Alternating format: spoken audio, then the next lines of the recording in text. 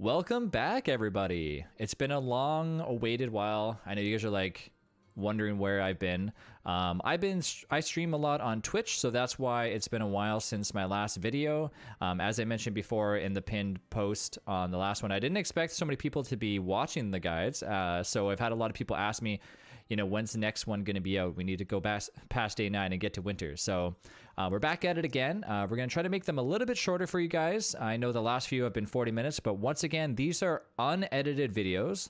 So they're going to be basically cut and paste right on. There's not going to be any cutting of any sort. So if you're looking for like fast tutorials, this is going to be like your walkthrough tutorial. Since the last time that we talked, we were in the process of just building our base and getting it ready to go with all the crockpots. I have a few more mods that I want to introduce to you guys. So you're going to see a few things beforehand that when we get into the game, you might wonder what I'm using. So I want to show them to you really quick. And there's two of them. One of them is the... let's scroll down to idea testing. So I now have idea testing on. Now this mod is really fun. You can go through it, and if you don't like certain things in the game, for example, noises, the sounds of certain items, or caroling, for example, in the game, you can go through and actually disable the sound. So in the game, if you see at any point where I am there might be missing audio, it's not because it's missing, it's just because in idea testing I have it disabled, and it's a really cool mod to kind of have everything that you can do in one. So for example, if you just scroll through, I'll show you a few things that I have on. You can disable caroling in the game, where if you're next to somebody and they're consistently singing Christmas tunes, you can have that disabled. When you're in woody form, beaver, the beaver music will no longer play, and if you're annoyed by all the bees and the bee boxes buzzing around you, you can turn that off. One of the best things about this is when you have WX being overcharged by lightning, WX makes a loud buzzing noise, and it could be very irritating, especially when you're trying to listen to music. So that is something that I always make sure to disable. So it's really cool to kind of go through that way. But another one that I want to kind of talk about is Action Queue Reborn. Now, it's exactly what it sounds. Action Queue Reborn kind of cuts down on the planting and the cutting down time, where instead of you holding spacebar, you can basically highlight an entire area. I'll go over that really quickly in the game, not too in depth. I just want to show you some of the mods that you might, so that way you're not too confused as to what's going on. If you don't want to use these, you don't have to. I know for myself, I really enjoy using it. It helps me a lot, and it reduces I don't want to say it reduces carpal tunnel, because I don't know about that, but for me, instead of sitting there clicking with my mouse and my spacebar, it does help reduce stress on my hand. So that is a cool mod to get. So let's go back in. Now, another reason why it was taking so long for me to figure out exactly what was happening with the save file was because when we were working on it before, we were in the beta. So Clay has two versions of Don't Starve Together. They have the regular version now, and then they had a beta version when they were working on the return of them. Now they're no longer doing that, so it got moved. I had to move that from the beta folder over to the regular folder, and that took a little bit to make sure that it would load up. And it turns out that it ended up working out fine, so that's good. So a few other server mods that I'm going to add in and kind of suggest you guys use. There's two of them. There's a simple health bar DST. Now this mod is really useful. I'm going to go ahead and enable it. What it'll do is it'll tell you the HP of your character and friends that are around you, and it'll also tell you the HP of certain creatures that are around you. For example, if you're fighting a spider or a bee, it'll tell you the HP of those, and that way you know how much is left, and you don't have to continue to wonder, am I about to kill it or am I not about to kill it? So it's a really useful mod to have. And then another one is wormhole markers. Now, we did enable these last time, although I did have them just because I wanted to kind of start out. But now that we're jumping back into it, I think these are two useful mods that you would really enjoy using. Wormhole markers are exactly what it is. It marks them with a specific color, so you know which ones you're going back and forth between. If you want to play the game more vanilla style and without knowing, I would suggest disabling this. But for me, it helps remember exactly where certain wormholes go, rather than wasting sanity jumping in between them. But with that being said, let's jump in. We got our two friends with us today, Kiri and Aki. So they're going to be joining in. Kiri was playing Wendy, and Aki's going to choose a new character. I believe Aki might be choosing Wigfrid. Might be a good character to kind of showcase in this tutorial. So we'll go ahead. We'll continue on now. When you load up your map for the very first time and you have people joining in, I forgot to mention that there's two ways that they can join in. They can search for your game on the search location on DSD, or they can add you on Steam and find you that way. I would really suggest putting a password in. I don't know if I mentioned that in the previous video, but it is something that I suggest doing. Sometimes if you don't have a password on it, anybody can join in, and you don't want to have people joining in and building or causing destruction that you didn't intend for. So since our last video, I did not notice if the Hounds showed up yet. So as I mentioned before, we got to be cautious about that. So once again, we're in here. You're not going to see this hint. You can press the H key for opening up the settings. That is part of a mod that I currently have enabled. But we're back at it again. As you can see, people are joining in. And we have our 4 crockpots set up. Unfortunately, Worley is no longer with us, but the portable crockpots are still here. One thing that I forgot to mention last time, with Worley being a new character to Don't Starve Together, you cannot access the crockpots. The only characters that can do this is Worley. However, you can smash them up. So I'll leave them here for the time being, but if they do ever get in your way, you can smash them up and move them around if you need. But as of right now, if you click on it, your character will say, I'm not a fancy enough chef for that. One of the things that you guys asked me for were my current settings in the game. I'll go through and explain them once more, just because I know that there was a few people that were questioning what my current settings are. Most of it is default. I have the music turned down quite a bit just because I'm not really... I usually listen to music outside of DSD, but for today, for this tutorial, I'll turn it back on. Lag compensation, I always suggest not turning on to predictive mode unless you want it to be on. As I mentioned before, with lag compensation, it does help to be on predictive if you like the smoothness of the gameplay with it on. So I prefer to have it on.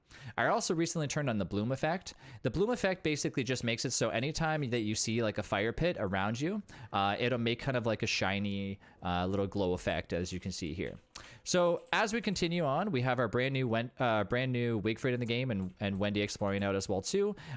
We continue to make sure that we wanted to get more resources, but we're going to wait until the morning time before we head on out. I'm going to place a few of my fireflies inside of the chest and retrieve a few of the extra grass pieces that we're going to need here in a few seconds. So now that we have our miner hat, it's easy to go out at nighttime, but we still want to be pretty cautious. So as I mentioned before, make sure that you have 1 log suit and 1 spear in your inventory.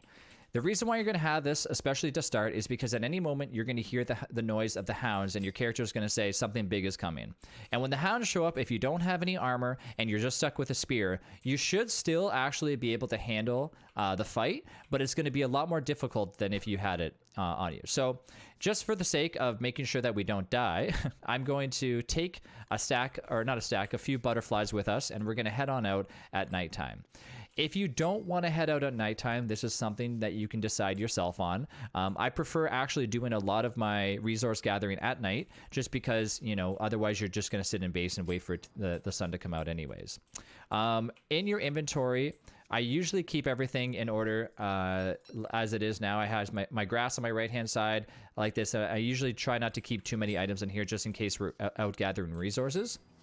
However, if you are near the biome, which looks like, let's see if I can find it here. I'm looking for the ones with the frogs. I can't seem to find it on my map, but if you find a biome with a ton of the ponds around you, it's always wise that, especially in springtime, to keep all the cut grass in your first inventory spot. That's because when being attacked by any frogs in the game, you're going to want to make sure that you have them in your first spot, because frogs will basically stick their tongues out and lick you, and that's how they cause their damage. And anytime they hit you, they cause items to drop on the ground. So as I mentioned before, we're going to continue to look around for any of the clockworks. Now, on your map, you're going to see multiple different things that look like this. You're going to see one here, and you can also use the mod that we mentioned before, which is global positions. Using the Alt key and clicking and holding that down and clicking on your map, you can create waypoints, and that's so people in your game can also notice where everything is.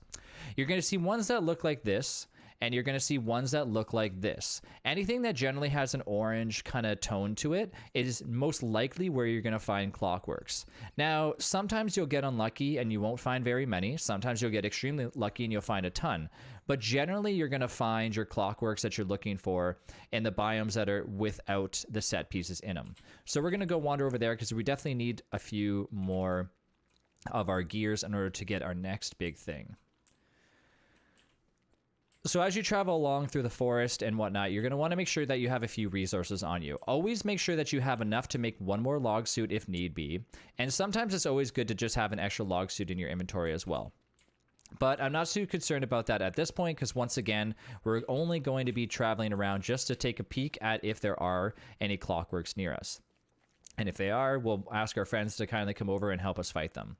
So as you can see, there is a bishop is what they call it, and another bishop. Now, the bishops are different than most of the clockworks. Most of the clockworks will have to hit you or run into you in order to cause damage, but the bishops can have a range effect on you. So whenever you see the light bulbs on their head, you know to not go too close.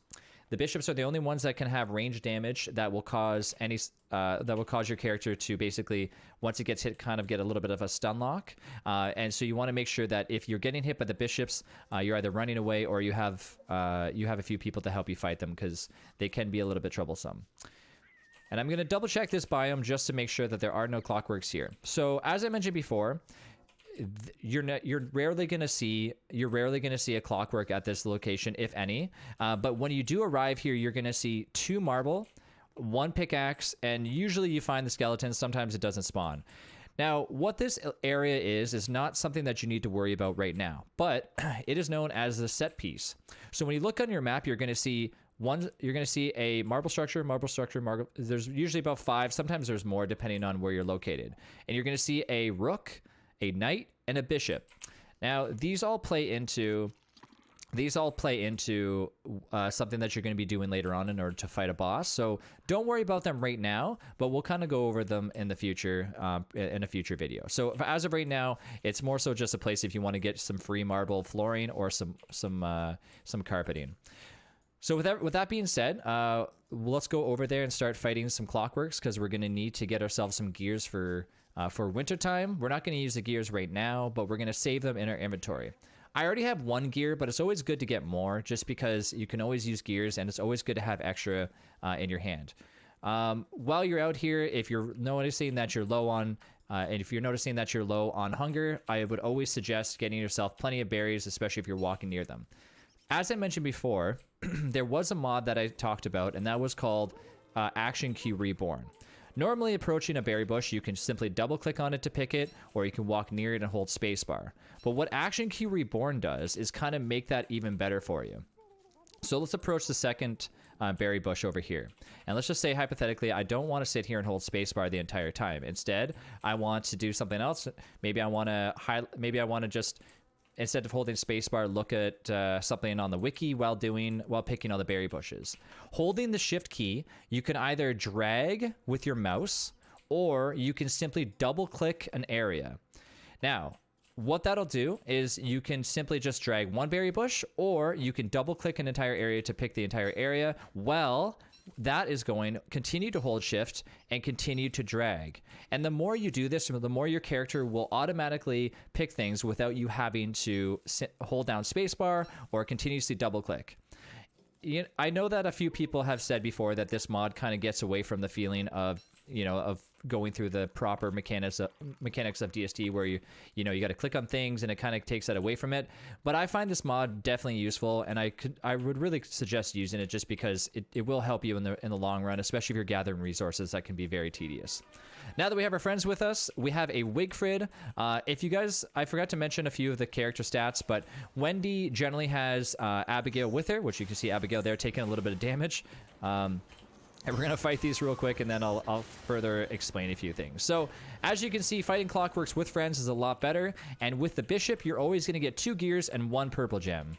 Be careful, though, because if you do decide to fight a clockwork near the water, I do not believe gems sink. But if you're in the basement and if you're in the cave, and you're fighting a bishop along the edge, you will lose the gem in the basement or the gear. So always try to avoid that if possible.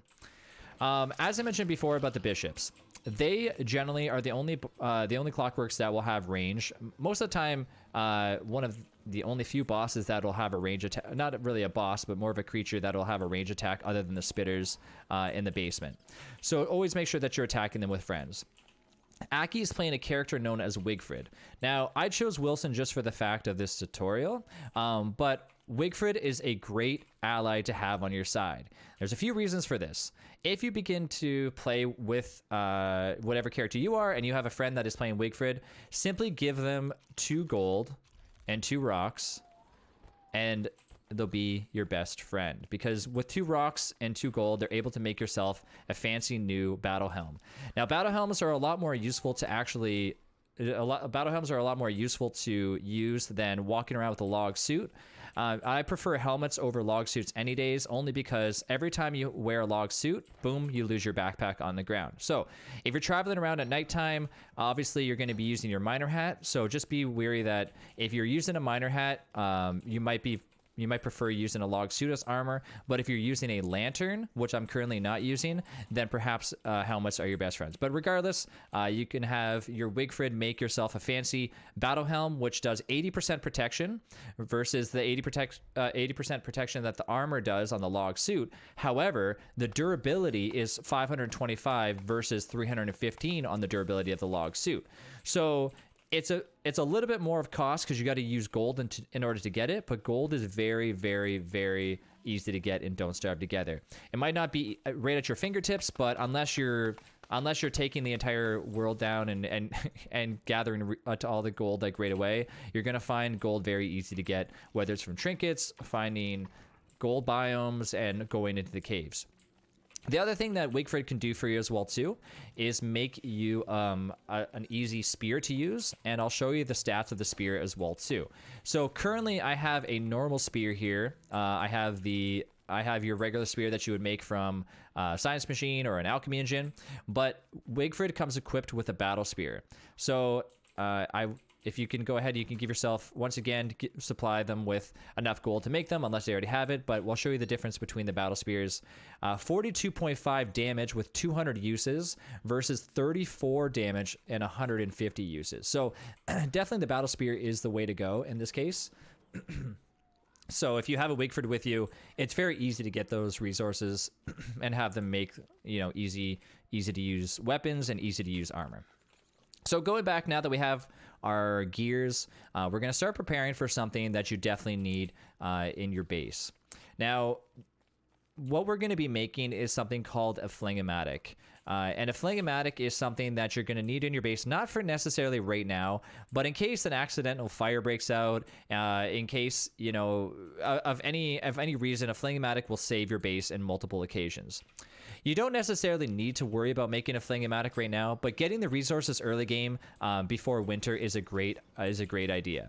Winter is your time where we're going to get a lot of ice and a lot of other materials, but we're not going to worry about that too much right now. So let's go ahead and put everything back where we need it. And as you can see, our fridge is already full. Early game and Don't Starve together, you're going to notice that your fridges are going to get full and you're not going to have any room. So obviously the best idea is to make an extra fridge. But if you don't have enough gears on you, for example, if you're ending autumn with only 2 gears, you're going to have to make the decision of keeping those 2 gears for the flingomatic or going ahead and making an icebox instead. But because we have so many gears in our inventory, I'm going to go ahead and make an extra fridge just for this time being. So once again, in order to make a fridge, you're going to need to get yourself 1 cut stone, 1 gear, and 2 gold. And it's always best to have possibly 1 pre-made just in case anything comes into your base and destroys it. So for the time being, we'll make an extra one, and we can now put all of our stuff in there. A few things to worry about when it comes to fridges are noticing when things are about to spoil. As you can see right here, we have 15 units of stale berries, and we also have 40 units of carrots. Both of those are beginning to spoil. Taking the 7 berries and combining it with the 15 that are currently spoiling will raise it from stale to most likely back in the green.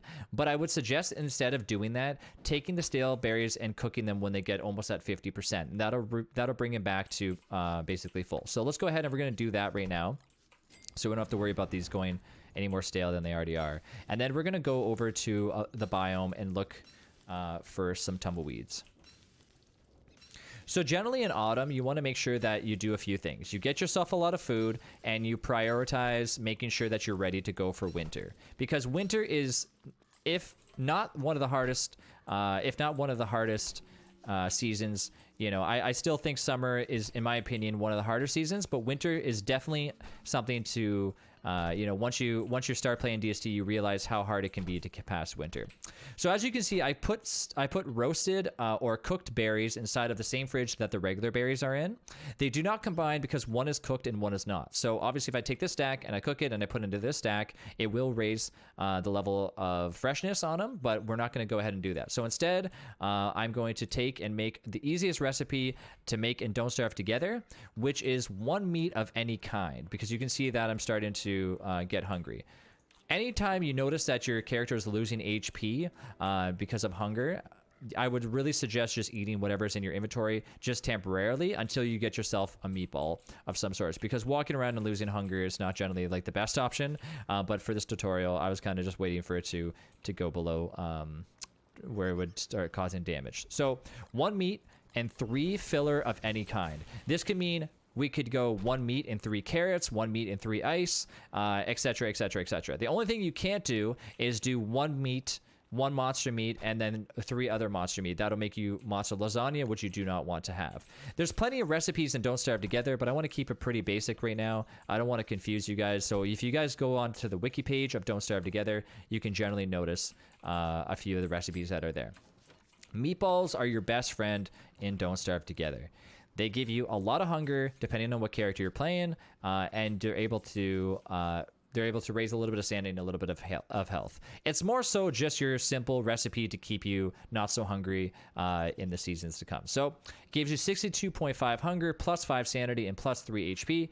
But I would more so just suggest making them for the fact of they give you lots of hunger for easy resources. And you're going to make endless amount of meatballs, and you'll continue to make meatballs through all of Don't Starve Together. So as we continue on, a few things that I always recommend doing once you have your alchemy engine, once you have your crockpots, once you have a lot of things here, if you have any leftover gold, it's time to start making golden tools. Now, I would not suggest making golden tools until you have perhaps, you know, a few ice boxes. You make sure that you have enough resources, make sure that you have some armor, and then focus on your gold tools. So golden tools are a lot better than regular tools, because when you're chopping trees, when you're digging up items, and when you're using your pickaxe, you're not going to have to worry about them going bad very quickly. As you can see, 1 pickaxe will do 27 damage and have 33 uses. But if we go ahead and we make a golden pickaxe, we now have 132 uses and the same amount of damage. So the same damage, but you have over 3 times, what is that, 4 times, around 4 times the amount of use. So it's definitely something to use, and I would suggest that when you have the gold for it, it's a perfect opportunity. Now, as night just went down, you can notice that I can still walk around without a lantern, and the reason because it's now day 11. So on the odd days, for example, you're gonna on the odd days that are 11, 31. And then you have day 51, you're going to have a full moon. And with a full moon comes multiple different things.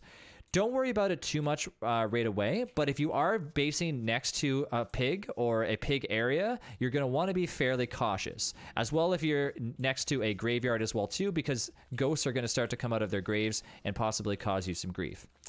If you're next to a pig house and you notice that there's pigs outside on a full moon, you're gonna notice that with the pig, you know, coming out of the house, it's going to immediately turn into a werepig. Okay, so after the full moon is over, we had to quickly reconnect there. After the full moon is over, you're gonna go back to a normal day and nothing's gonna change. But the next time on day 21, there will be no full moon. That'll be known as a new moon.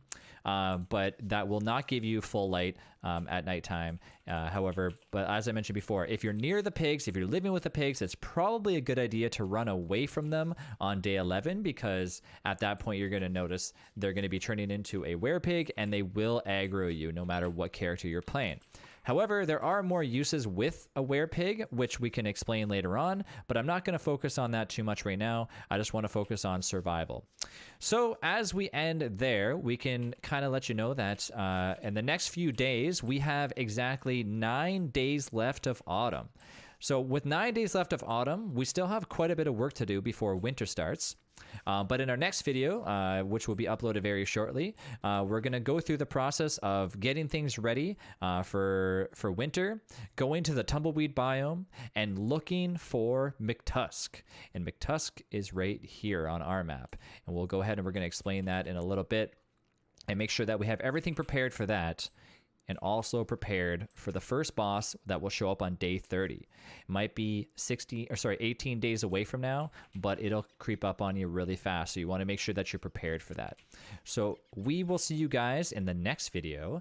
So thanks again for watching our videos, and I hope that this beginner tutorial is helping you survive alongside with us. And if you have any questions, feel free to check us out on if you guys want to watch me live on Twitch, you can feel free to jump on my Twitch stream, which I literally stream DST every day.